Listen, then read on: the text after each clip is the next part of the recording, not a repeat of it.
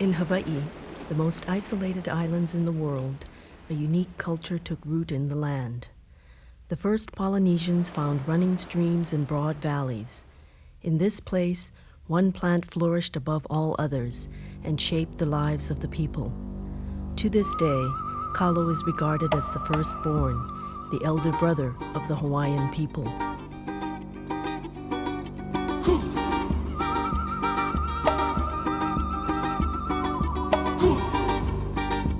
Dedicated to all you Hawaiians.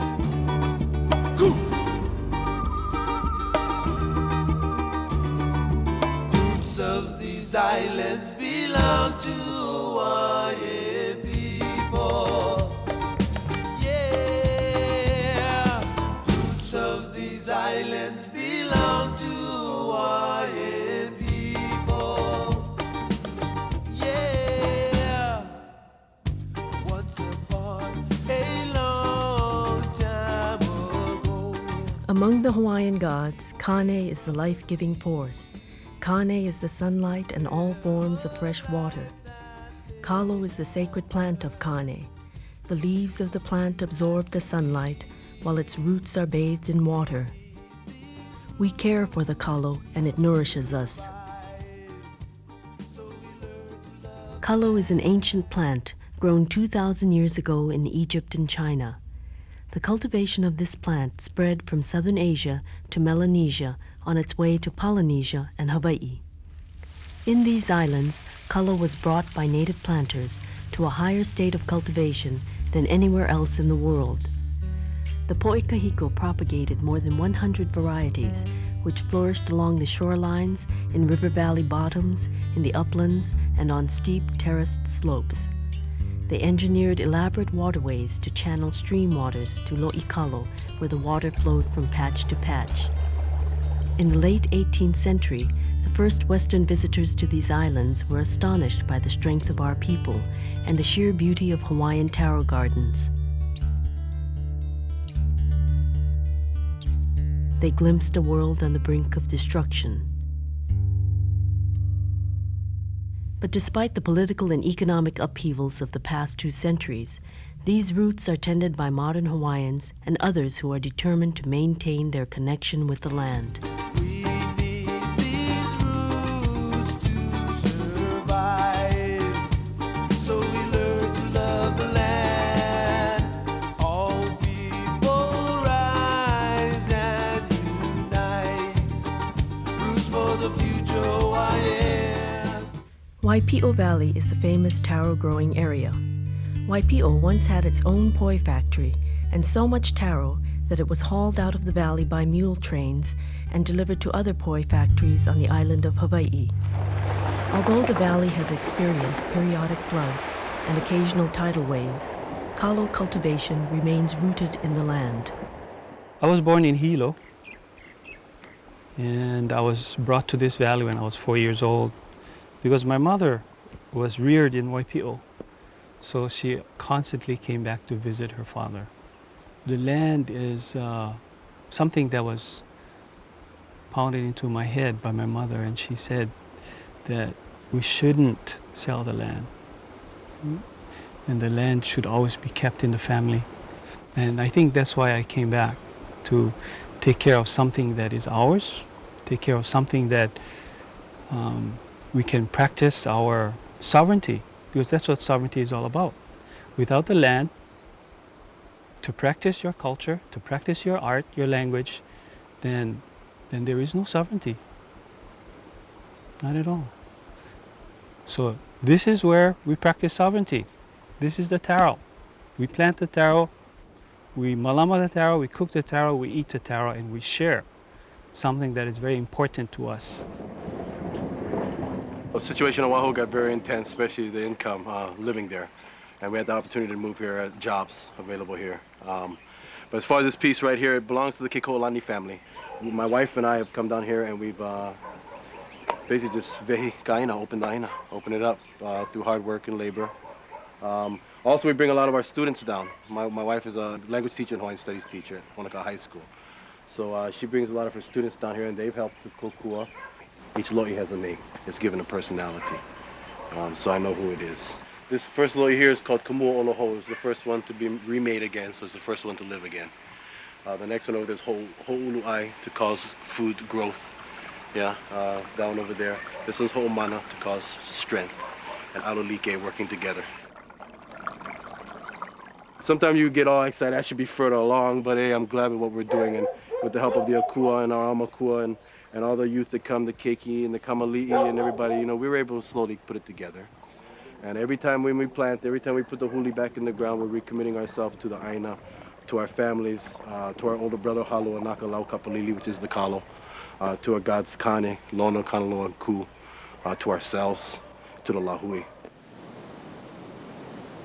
Nurtured by the abundant streams of Waialeale, Hanalei is one of Kauai's traditional taro regions.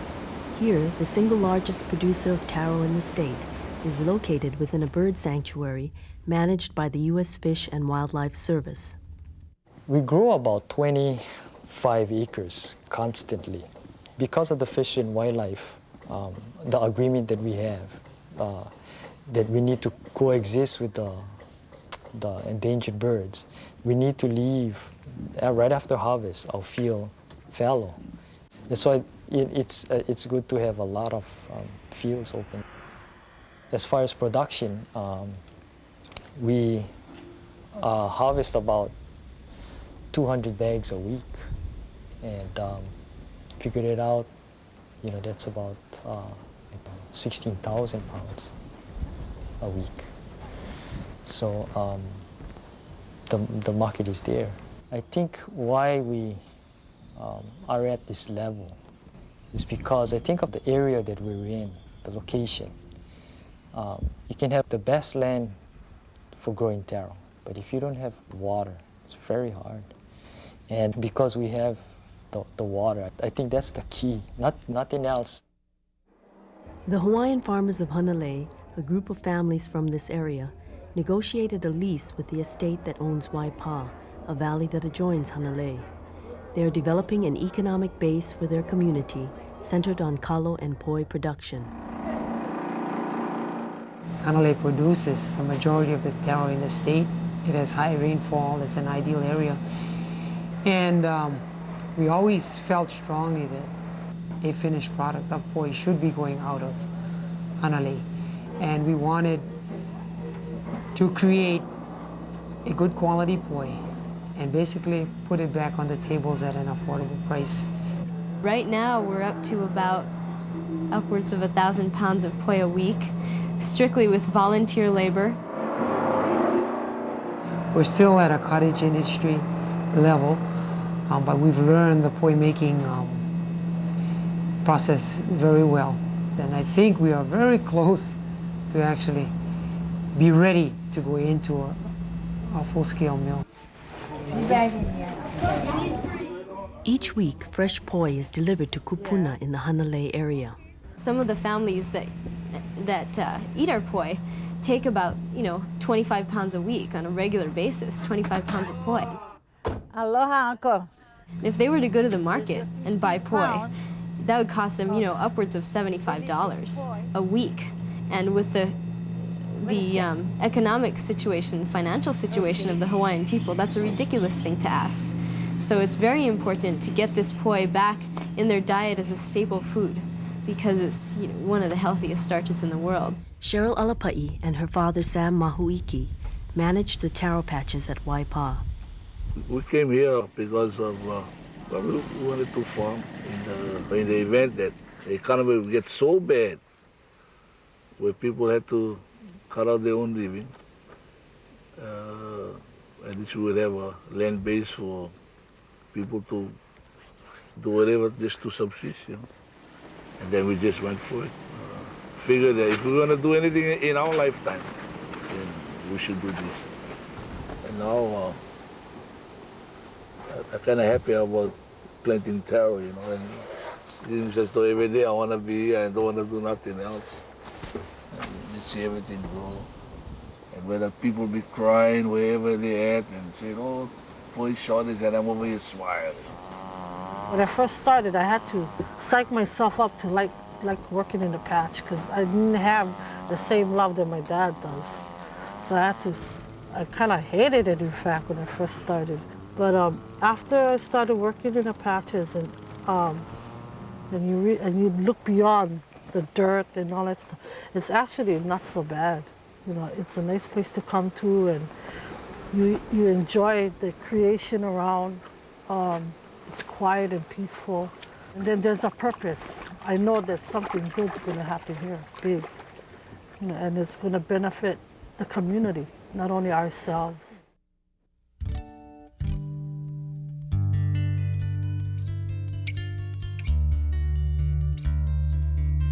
Famous taro growing communities once thrived in these islands. It is estimated that at the time of Western contact in 1778, more than 20,000 acres were in kalo cultivation, sustaining a population now thought to be near 1 million. Today, there are less than 400 acres of kalo in the islands. From the moment of contact, both the native population and the production of kalo began to decline. In the mid-1800s, the ancient communal land system was replaced with the Western concept of private property ownership. Less than 1% of the land was distributed to the maka'ainana in small kuleana parcels, and fewer than 1/3 of the eligible male population received kuleana awards. By the turn of the century, 67% of the land had passed out of native hands. In East Maui, spectacular waterfalls and streams flow down the slopes of Haleakala. In the kalo-growing areas of Keanai, Wailuanui, Hana, and Kipahulu, families are restoring ancient auai and lo'i. This is what my dad told me, and he said that the taro is what built the Hawaiian race. That was the most important staple. This is what he told me. He said that the Hawaiians came up from the taro, not from dancing, not from the hula. No, came from the taro. That's where the Hawaiians originated from. Every farmer in Keanai is a family operation. The whole family is doing everything. You know, grandchildren up to the oldest one. You know, so because we were brought up on this land, and because we were raised up on it, definitely there's the love in the heart for Aina, you know. All my children were raised up on this farm. Having my grandchildren come down and play in the mud and get covered from head to toe, oh yes, all my children, even my grandchildren.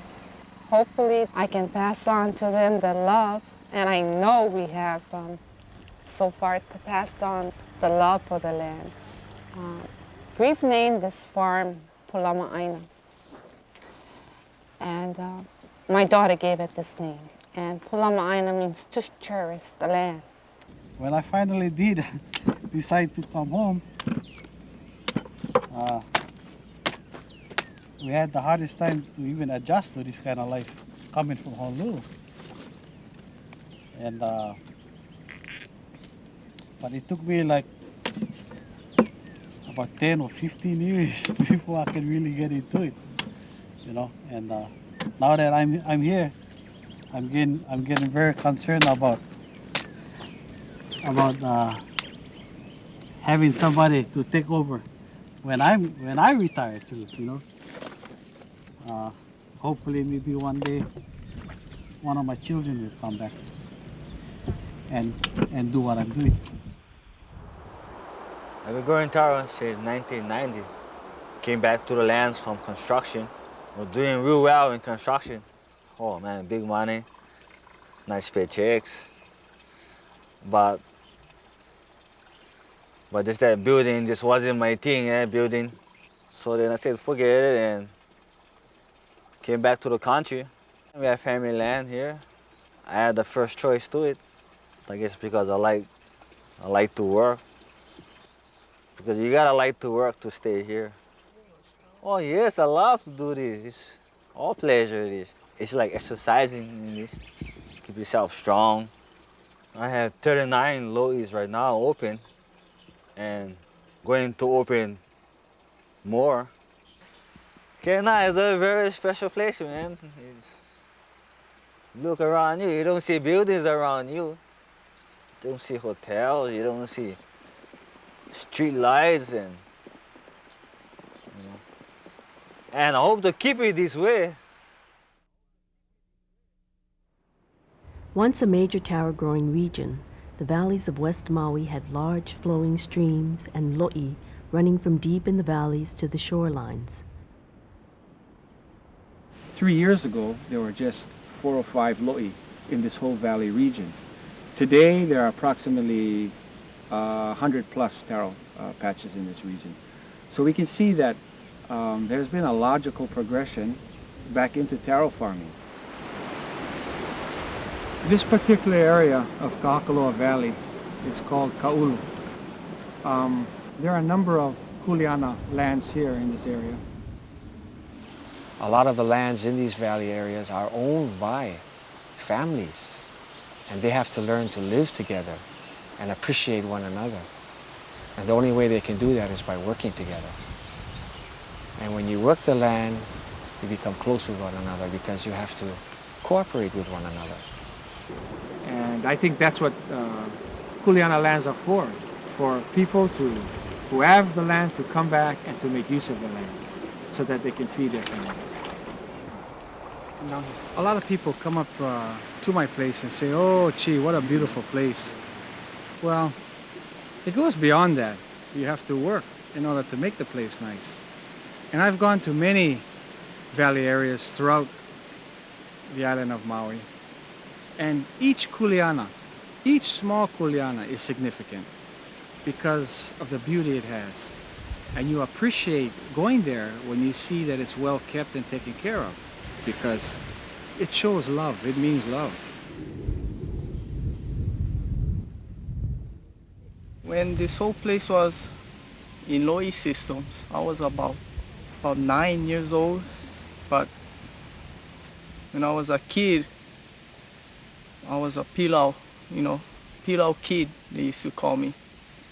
I never liked working taro patches. I used to run away. My grandma, my dad, my uncle, and my grandpa.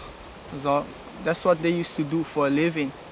Food a taro, harvest the taro, plant, clean weeds. Then my grandma couldn't handle it no more. Then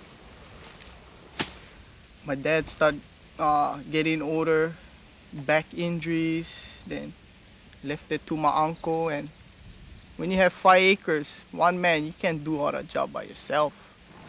And kids nowadays, they don't want to work in taro patches anymore. So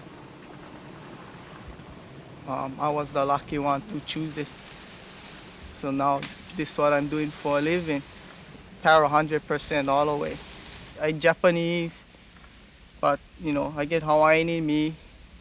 But what makes me more Hawaiian is the taro patches. I still working hard in here. Right now I'm 20 years old, and I get my daughter for take care, and she keep me busy, But good I stay into taro,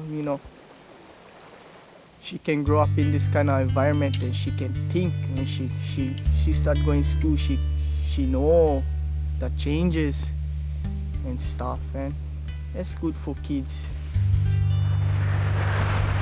Through the years, pests, floods, and urban pressures created shortages of taro and poi. The pest threatening taro today is the golden apple snail, which first appeared on Maui about 5 years ago. There is an industry on most of the islands where people grow these snails for escargot to sell to the hotels. They at first weeded all of our patches, they ate that first, and now with them multiplying into the billions, they have eaten our taro. The only way that you can eradicate this snail is by doing it by hand. Stripping off the cluster of eggs that are on the leaves of the stems of the taro leaf and plucking the snails out one by one from the taro patch. And it is a real problem. It's time consuming, but it has to be done. While the state tests a chemical solution, East Maui taro farmers are experimenting with a natural predator, the cayuga duck. We hope that we can use the ducks successfully because you can continue to use them without any danger to any other part of our ecology if we control them to the point where they don't intermingle in the wild. On rural Molokai, elements of the traditional subsistence lifestyle are being maintained by farmers in the wet east end of the island and by homesteaders in upland lots at Ho'olehua. As you notice, the Molokai red dirt. Not only taro do we grow, but taro is our main product. But we enjoy being homesteaders and try to utilize our land. We have ample supply of water, and that is the main thing. Anything can grow in Ho'olehua. I'm a therapist girl. I came from Laia, and I work closely with my dad. That's why I know a lot about taro. And I find that that you can eat almost everything of the taro, the plant. There's the leaves that you can lavalo, and they roast it and cook it, or you can make lau lau, the flower. They call it the bud. Yeah, my auntie used to, and my tutu used to tell me, cut that and we cook it with a piece of pork. And that's what we used to eat while we were growing up. My grandfather, having been born in Waikapu, Maui, yes, and he told us the significance of a taro plant. The kumu, or the main, the mama plant, is the head of the household with all the oha, yeah? It's like a family around her. So the mama and the family takes care of the mama. And as she receives more good food, the family able to receive. And these are oha, these are children of the main mother plant. So you need to, the mother, nurture them and they become big too. And the taro is very important to we Hawaiian people. This entire plant here is very significant. Yeah. This is what we call swampland taro, which some Hawaiian don't care for it, you know, because they will say pilo pilo the taro, you know. To us, poi is poi. So in this patch over here, I get all different kind of variety, you know. Hard for me to even, you know, identify them sometimes. You know, I had even opu kai. You know, that's the Hawaiian have 10 taros. You know, it don't have to be the same type of taro. You know, it don't have to be lehua, but they have 10 taros that make pink poi. You know, from dark pink to lighter pink. You know, so then if you know your taro, this is lehua ele. Maui lehua is ele. We call them ele.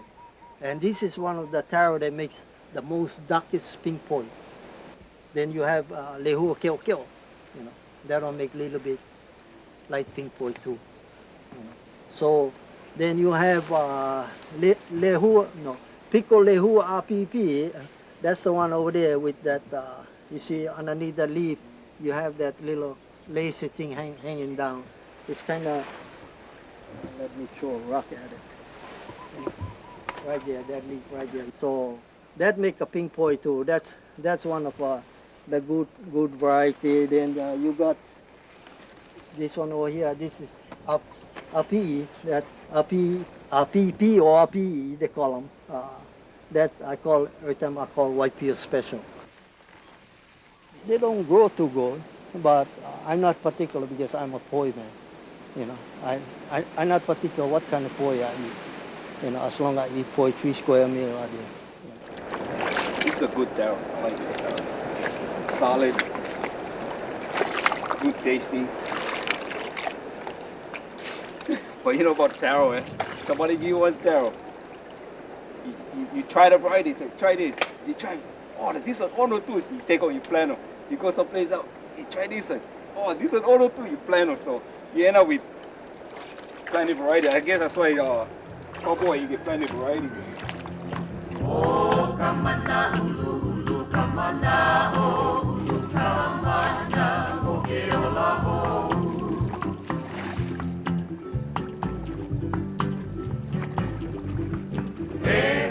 I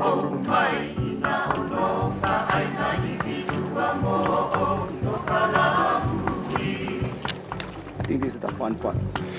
Harvesting.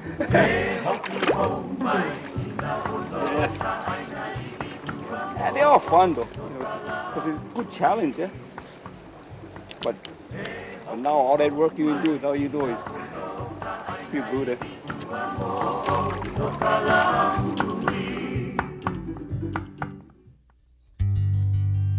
In the chants that we chant about taro, it starts off with naming all the elements of water.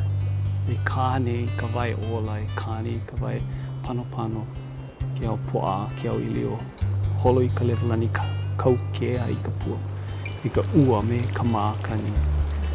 And so it starts off very important, that the water is life. Without water, there is no life. Water, like sunlight, was a source of life owned by no one. Traditionally, the right to water depended only upon the need to use it. Planters along a stream or auai shared equally in the water, taking what was needed and recognizing the needs of others.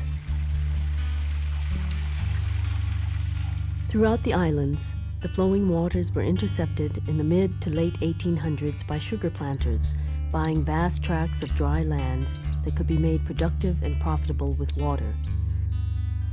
They acquired rights to stream waters in wet kalo growing regions and built systems that would carry water to their cane fields, miles away from the valleys and watersheds it had always been a part of. With water and favorable market conditions, the sugar industry boomed.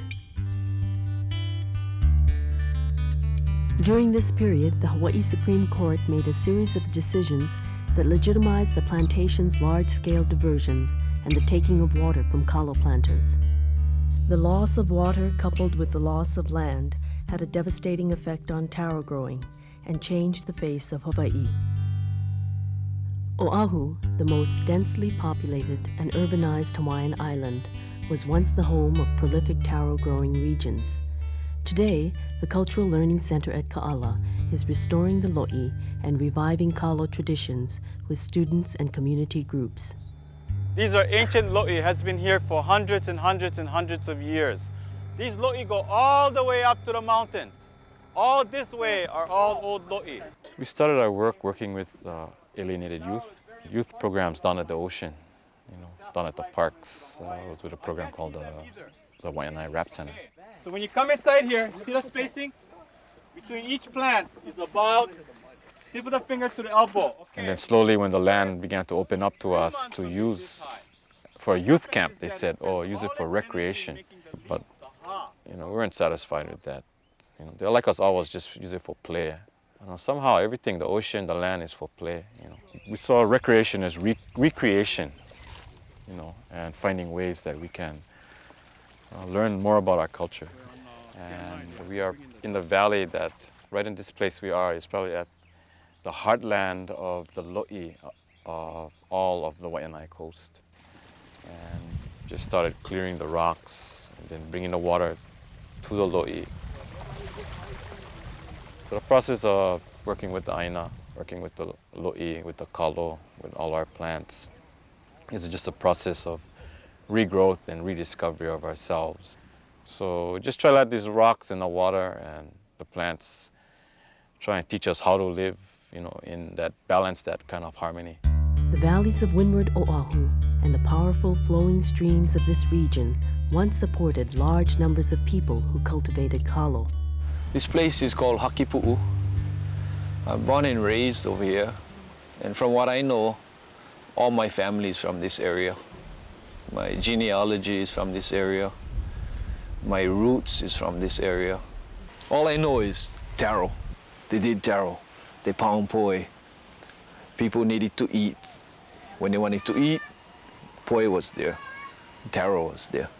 Times was hard, they could dig into the bowl of poi, or that basic, that starch. So, they kept their bowl of poi full, and that, kept them going. In the olden days, there were a lot of help, you know, the grandparents around, the aunties and uncles, the cousins, the real ohana, you know, there was ohana concept, and everybody had a hand in it. My time right now is kind of, you're on your own. You're fighting water rights, you're fighting land rights, you're fighting access rights. You're fighting rights that you have that people don't even acknowledge anymore. I think I'm just trying to hang on to that old style of life that money cannot buy, you know, and just I kind of hanging on to it for dear life, you know. So my life is in here, and something that I hope I can, you know, pass down to my children. Waiahole Valley is known historically for its strong taro and many lo'i. It is one of the few places on Oahu where wetland kalo is still cultivated and made into poi. When we pull taro, the four of us pull taro together. We cover a wide range of topics, I tell you. World problems. World problems. Personal problems. Personal problems. It all comes out taro talk. There's a lot of it. It's therapeutic. We were going to try farming for 1 year. And then you plant it 6 months, and you plant it 8 months, and you plant it 9 months. So now you got to wait past 1 year, right? Because it just goes. Especially with taro, because you're talking about 1 year or more increments. And if you keep planting, you got to wait to harvest. You're not going to just let your crop grow, so you just get stuck in it. So you may as well keep planting. So we're here for at least another 15 more months. Yeah. So that's the last time we plant.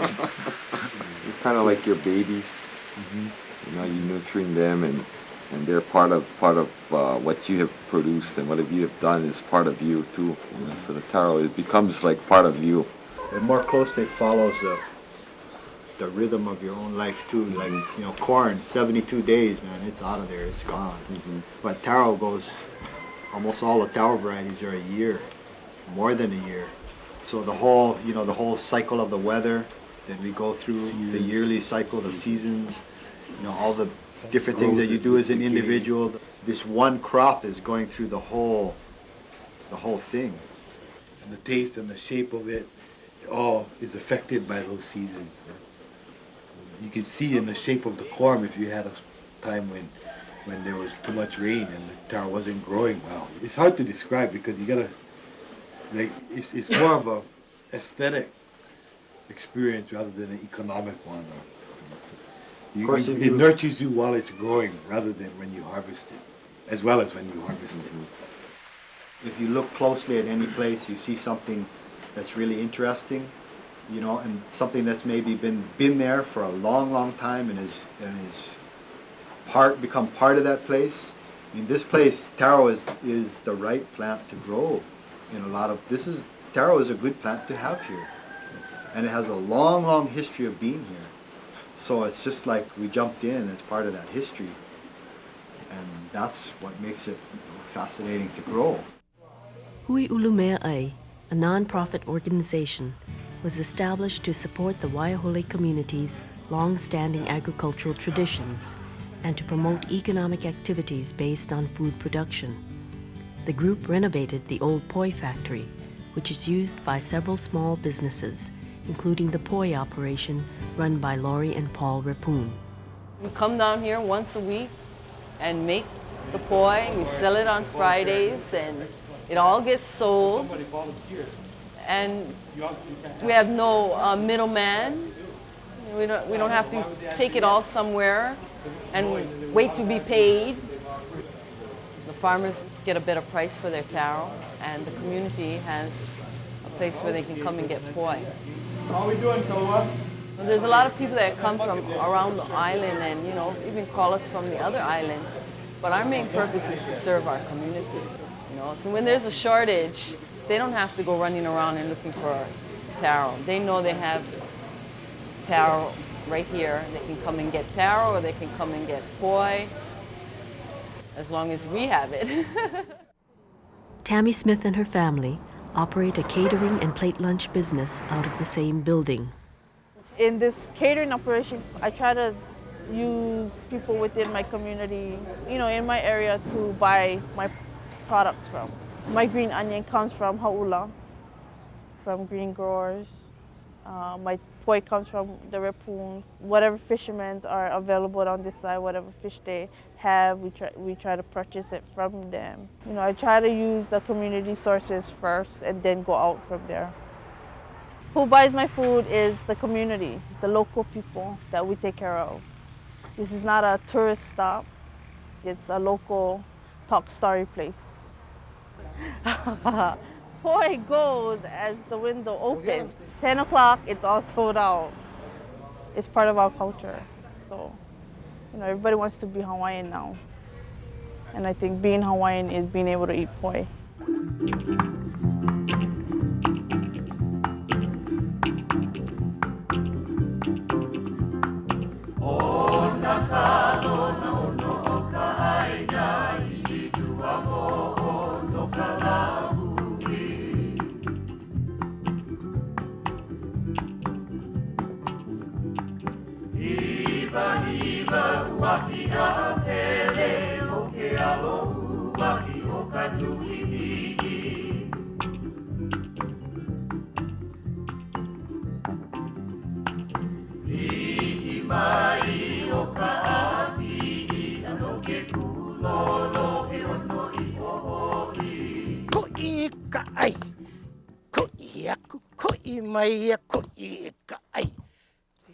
This is still not poi.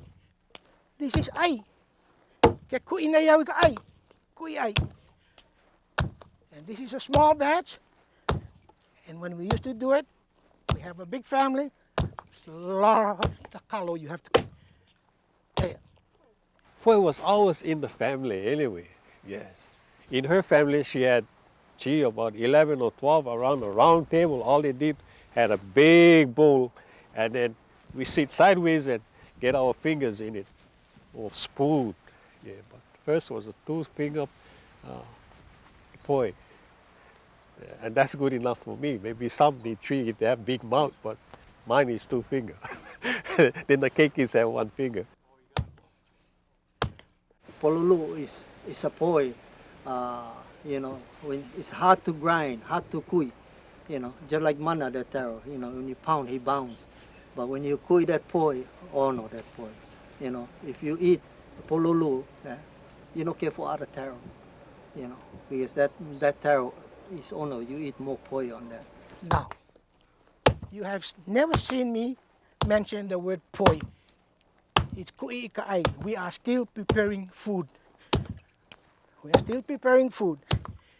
And when this is all done and ready, this pai'ai, goes into the calabash. So when you mix that to the way you like it, and then put it on the table to be eaten, that's when it becomes 1 finger, 2 finger, 3 finger poi. For me, I like my poi, you make like this, no fall down. So they said, that's chewing poi. I said, yeah, that's the kind of poi I like. And I like a poi. Boiling,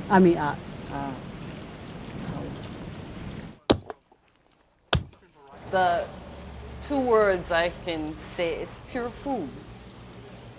Everything, the whole plant can be eaten, and to me, that's what I call it, pure food. And it goes with everything and anything. It's an acquired taste. And once you acquire the taste, you can eat it with anything. And we always do. We eat it with anything, spaghetti, anything, It's on the table.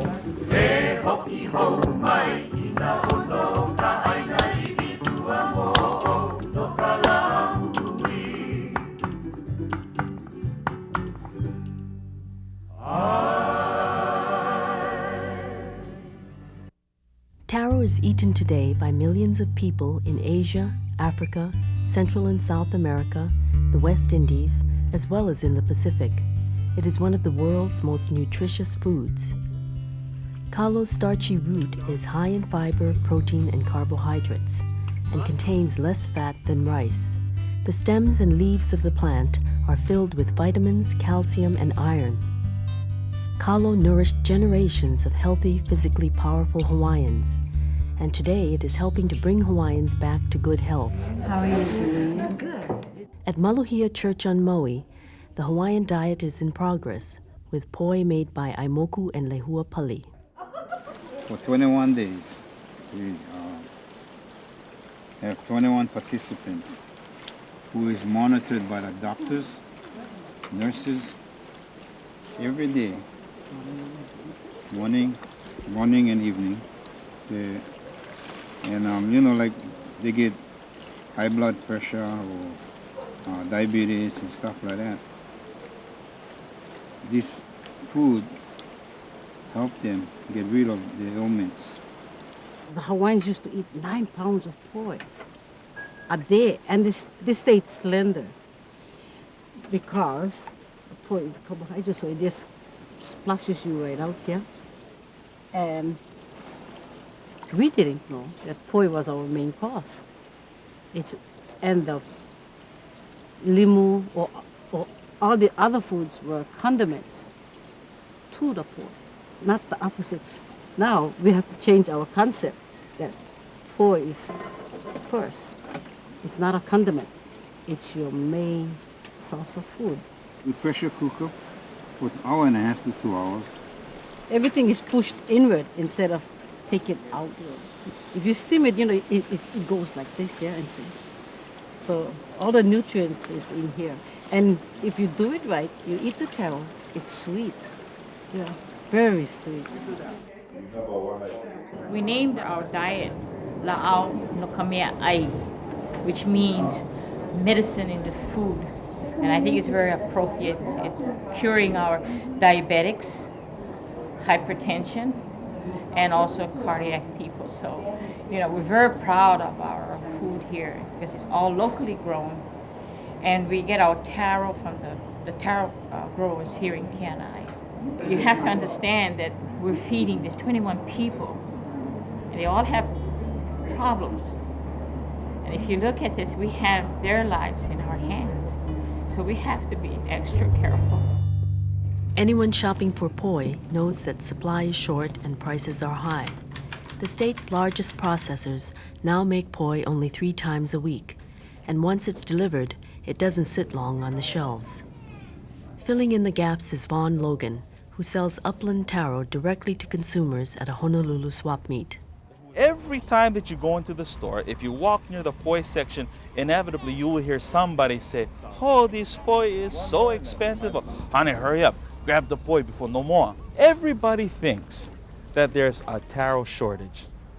But a lot of the taro farmers that you meet will say, it's not a problem of a shortage. I need someplace to sell my taro. So something is wrong. The price of poi goes up, goes way up. The price of taro stays the same. The mills have a very, very direct control over how much taro is produced. Many of the neighbor island farmers are very dependent on the poi mills. They really have no other place to sell their taro. The demand is there. They want more poi, they want more taro, but they're not getting it. How is it going to get to the people who want to eat it? And I think that the solution is going to have to come from entrepreneurs. It is not going to come from the infrastructure that already exists. It's a tremendous opportunity because it's a big problem just waiting to be solved.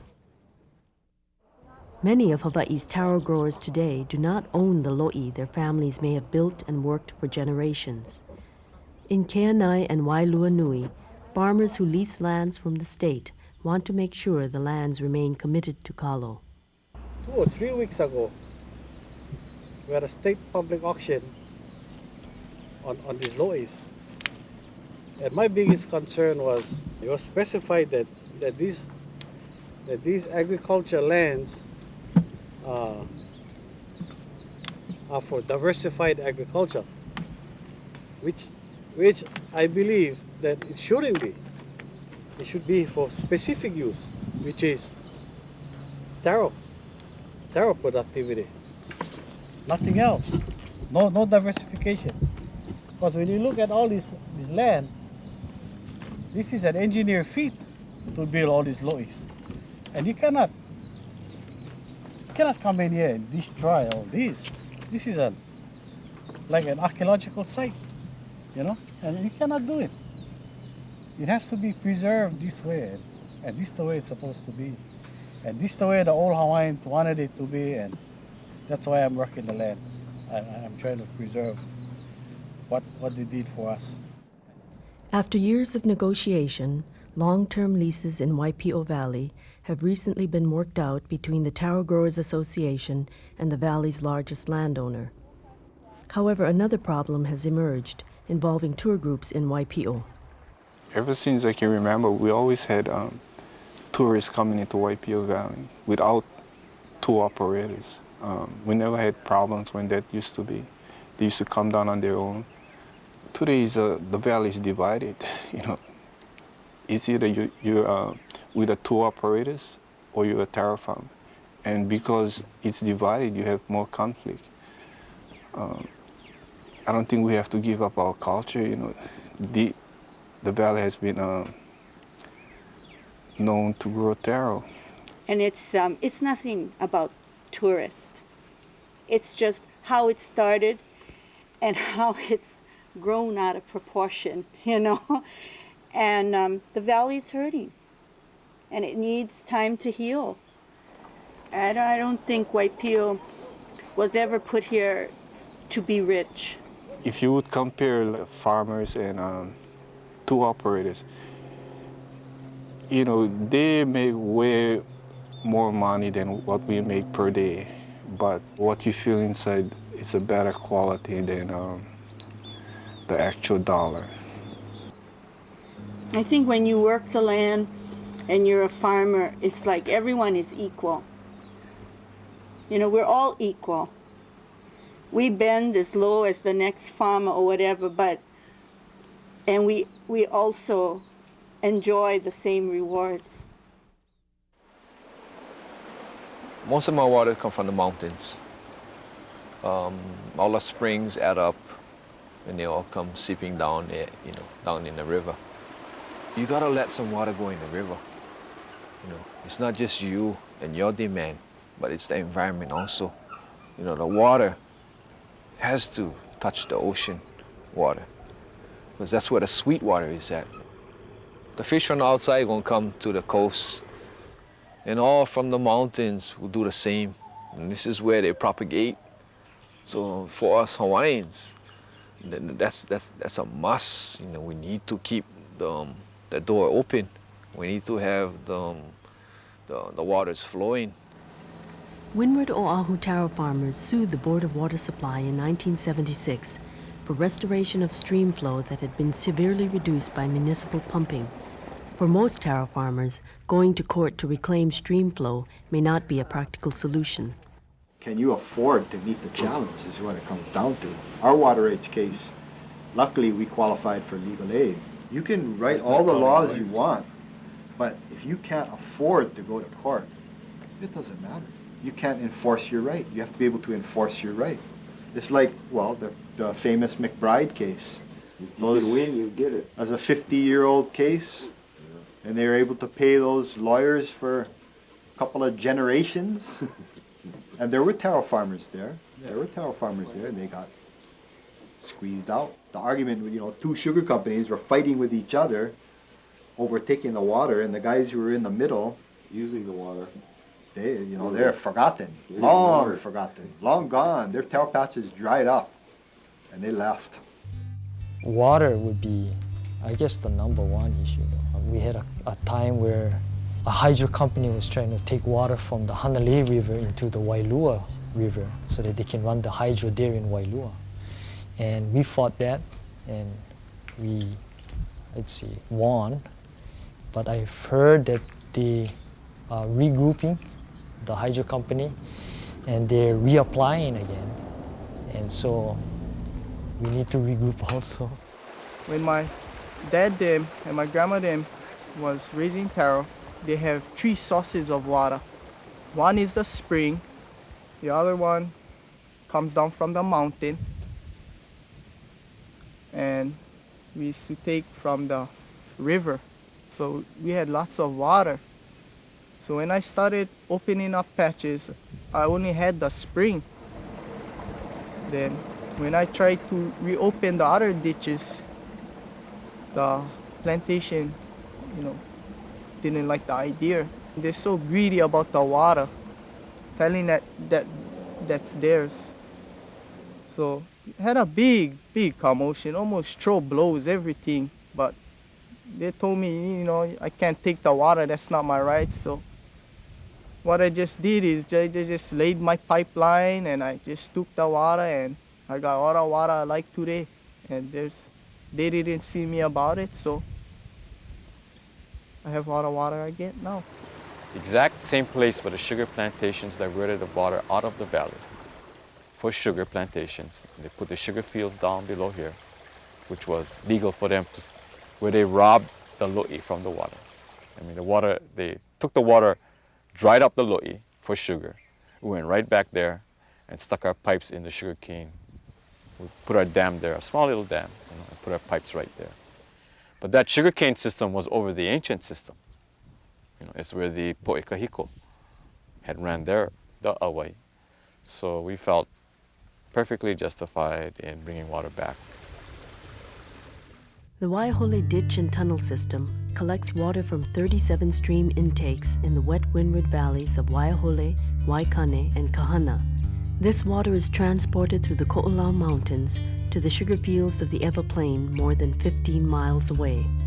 When it opened in 1916, stream flow and the taro growers who depended on the streams were immediately affected. Now that the sugar industry is in decline, the future of this water is of great interest to many people. Taro farmers in Waihole Valley want some of the water back. We're dealing with the remnants of our stream system, the last little trickles that are left, which they want to take. But that's all that's left, is just the remnants. And here we got 2 acres of taro on Wai'anu stream, which feeds into Waihole. And this 2 acres of taro has already reached the limit. Yeah. Where before, on this one stream system, there might have been, 50 acres. In 1916, when they put the tunnel in, and that water started going to the other side for sugar, it happened overnight. The stream flow, I think the average flow in Waihole stream was 25 million gallons a day, and now it's 4. And there's 30 million gallons a day going from this side to that side. That water will keep development going for 10, 20 years if they can get all of that water. We feel that it should come back to us, and they're going to say, no, we're going to change the use and keep using it over there. They own the delivery system. For sure, that's going to be something that we'll be involved in the near future, is laying claim to at least part of that water for this valley and for Waikani too. Agriculture needs to have low-cost water. This water is going to be way too valuable. Water in a stream, it's already considered a wasted use of water to leave it in the stream and run into the ocean unused. How wasteful! But a stream it's almost like a being. It has a life of its own, has a right to exist. It's like that mountain. Should we go level that mountain and put houses? No, a mountain is something that has a right to exist too. And we kind of feel like that too. We're really privileged to have land and water and be able to survive, self-subsistence lifestyle and everything. But are we doomed too? Like the streams have been doomed. Are we a dying species, or are we something new beginning again? Hard to say. In this complex and difficult world we live in, people remain dedicated to the cultivation of kalo. From the time of Aloha to the present day, these roots have survived to nourish future generations. We got our huli from Uncle Harry Mitchell. We helped him harvest all the huli, all that taro, put it on the back of his truck, and all the roots were facing us. And me, John, and Uncle Harry were standing there, and he goes, "Okay, boys, that's us right there. That's Hawaii. That's us right there." And from then on, this is all the huli from there. It's all the taro. And that's really us, that's really who the Hawaiians are, is the kalo. I know you have to go through many problems, all those things. But if you can only teach your children, hopefully that, they will continue to do the things that our kupunas did. Taro is another thing that you will make plenty of money. It's hard work. But if you love the things you have done before with your parents, it will touch your heart. Taro is important that we all carry on.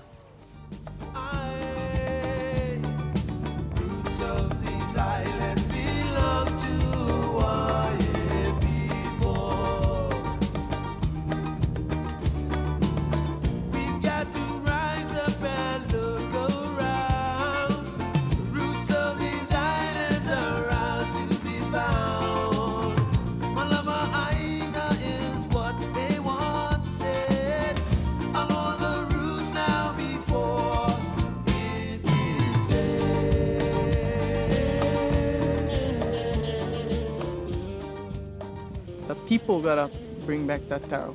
I know can bring back that taro all by myself. I can only do so much. But the people gotta fight. Get off that rocking chair, get outside, start that lawnmower or that weed eater, and just easy. You don't need work hard, as long as you easy, clean, little bit, that's how you're gonna make it. That's why I'm just gonna keep opening and planting till I die. That's all. Kalo roots that we need to survive. Roots from past to present time. Kalai roots offer to take care of land. Roots for the future Hawaiian.